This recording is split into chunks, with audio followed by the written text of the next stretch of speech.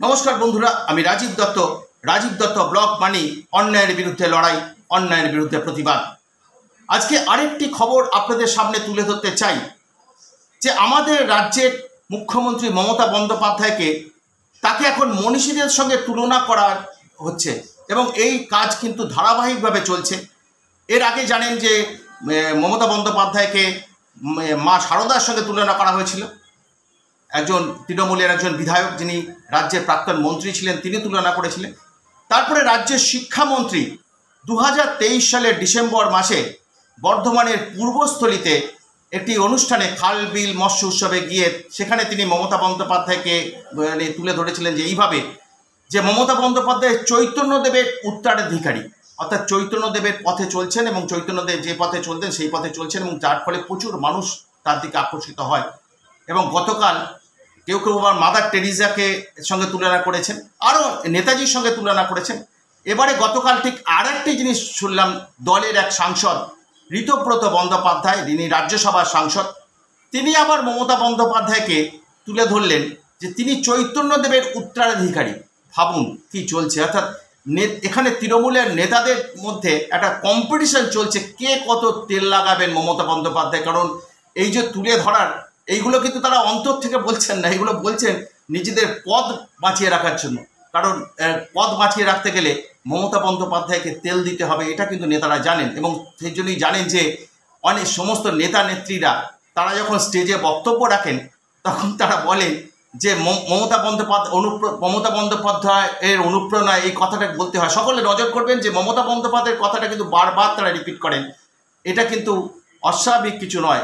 কিন্তু যেহেতু এখন মমতা বন্দ্যোপাধ্যায় অনুপ্রেরণায় কথাগুলো বলা হয় সেটা আলাদা, কিন্তু যখন মনীষীদের অর্থাৎ যারা আমাদের স্মরণীয় ব্যক্তিত্ব তাদের সঙ্গে তুলনা করা হয় তখন কিন্তু প্রশ্ন ওঠে, বিতর্ক তৈরি হয়। এবং যে বিতর্ক আবার শুরু হয়েছে গতকাল অর্থাৎ শনিবার রাজ্যের রাজ্যসভার সাংসদ ঋতব্রত মুখার্জি তিনি যখন মমতা বন্দ্যোপাধ্যায়কে আবার তুলনা করলেন, যে চৈতন্যদেব মহাপ্রভুর সঙ্গে তুলনা করলেন। এবং তিনি সেখানে কি বলছেন, তিনি বলছেন যে চৈতন্যদেবের উত্তরাধিকারী ছিলেন লালন ফকির, এটা বলছেন।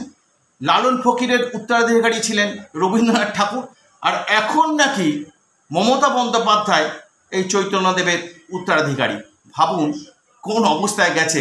এবং তারা এতটাই তেল দিয়ে নিজেদের পদ বাঁচাতে ব্যস্ত, তারা ভুলে গেছেন যে এই রাজ্যের কি বর্তমান পরিস্থিতি তৈরি হয়েছে। আমি জানি না তারা এগুলো মন থেকে বলছেন কি না, এগুলো মন থেকে তো বলছেন না, কিন্তু মানুষকে বিভ্রান্ত করা হচ্ছে, মানুষকে একটা বিতর্কের মধ্যে ঘুরিয়ে ফেলে দেওয়া হচ্ছে এবং এর জন্য প্রতিবাদ হচ্ছে, কটাক্ষ হচ্ছে। শুনতে খুব খারাপ লাগে যখন তারা এই কথাগুলো বলেন।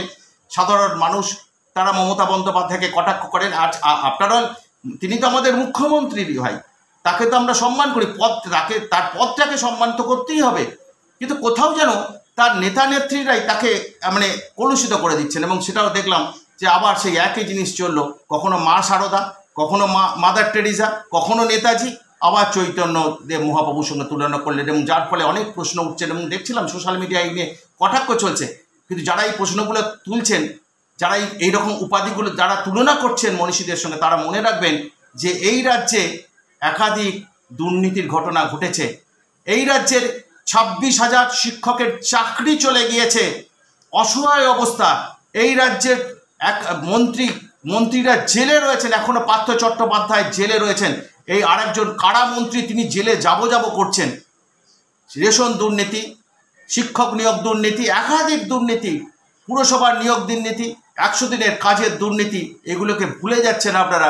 আর আপনারা সেসব ভুলে গিয়ে এমন করছেন যেমন চৈতন্যদেব মহাপ্রভু আপনাদের দলের লোক ছিল এবং উত্তরাধিকার সূত্রে সেটা পেয়েছেন। অর্থাৎ এগুলো একটা বিতর্ক তৈরি কেন করছেন আপনারা?